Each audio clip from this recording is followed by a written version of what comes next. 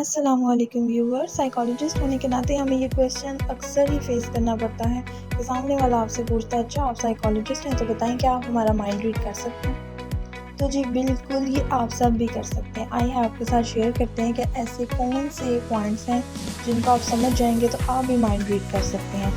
तो क्या जी body language से पता चलता है कि आपको एंजाइटी है, स्ट्रेस है, या आपकी मेंटल स्टेट इस वक्त क्या है, क्या फील कर रहे हैं, क्या चल रहा है इसके माइंड में।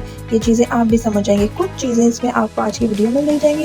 बाकी अगर आप डिटेल्स मज़ीद जानना चाहते हैं तो हमें कमेंट करें, हम आपको ज़रूर इसकी डिटेल देंगे जी। तो आए आपको साइन बताते हैं। फर्स्ट साइन हम बात करें नर्वसनेस की। क्या फिजिकली ऐसे साइंस हैं कि हमें पता चल जाए बंदा नर्वस है। नर्वसनेस इज ऑल्सो भी identified in body language.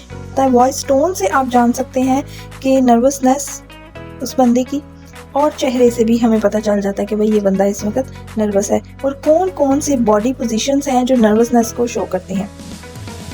Nervous होने की एक निशानी ये कि आप जब बैठे होंगे तो बहुत क्लोज होकर, बहुत सिमट के बैठेंगे, जैसे कि आप इस तस्वीर में देख रहे हैं। एक इसकी को साइन ये है कि आप कोई भी एक्शन को रिपीटेडली करते हैं, जैसे नील बाइटिंग करना, कोई भी ऐसी एक्टिविटी लगातार करते रहना, ये शो करता है कि आप नर्वस हैं। और जो इंसान नर्वस होगा वो किसी से आई टू आई कांटेक्ट कभी भी नहीं कर सकेगा, ठीक है। इसमें इसके साइंस हैं टांगे हिलाना, बार बार कंटिन्यूसली टांगे हिलाते रहना। किसी इंसान से अगर हम आई टू आई कांटेक्ट नहीं कर पा रहे तो इसके पीछे रीजंस होती हैं। देखिए जी, साइकोलॉजी को या तो आप स्टडी करके इन चीज़ों को समझ सकते हैं, या फिर एक्सपीरियंस्ड, जैसे हमारे वालिदैन गैस कर लेते हैं कि ये बंदा बच्चा नजरें नहीं मिला रहा, ज़रूर ये ना कोई घर में कोई ऐसी एक्टिविटी करके आया है जिससे अब ये खौफजदा है।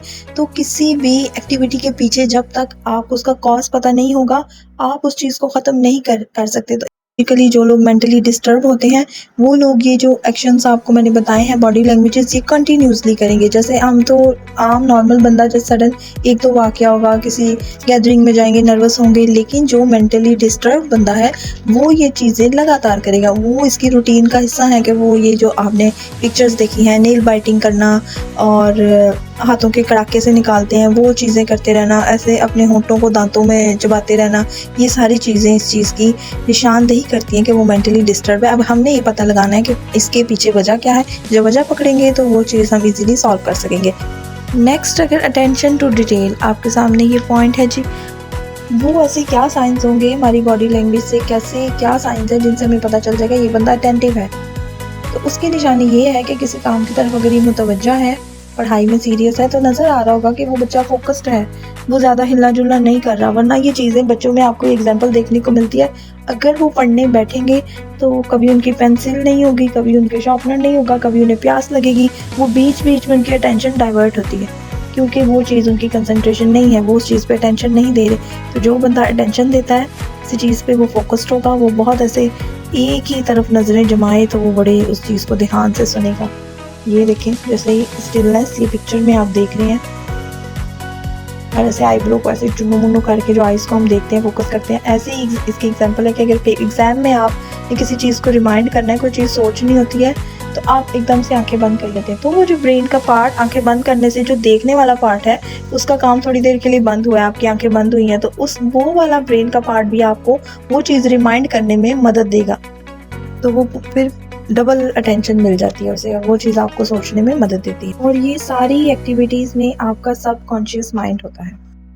इसकी एग्जांपल लें कि जो डिसेबल्ड होते हैं ना, वो इंटेलिजेंट ज़्यादा होते हैं। इसकी वजह यह है कि जिस चीज़ में वो डिसेबल है उनके वो जो माइंड का हिस्सा वो वर्क नहीं कर रहा, वो भी आपके माइंड के दूसरे हिस्सों में सोचने में, समझने में या दूसरी एक्टिविटीज़ में काम को लग जाते हैं, तो उनको डबल पावर मिलती है। तो वो अक्सर ये होता है कि जो देख नहीं सकते उनकी सुनने की जो हिस्सा है वो बहुत तेज़ होगी कि वो सुन के आहट को महसूस करेंगे और बहुत बारीकी से वो।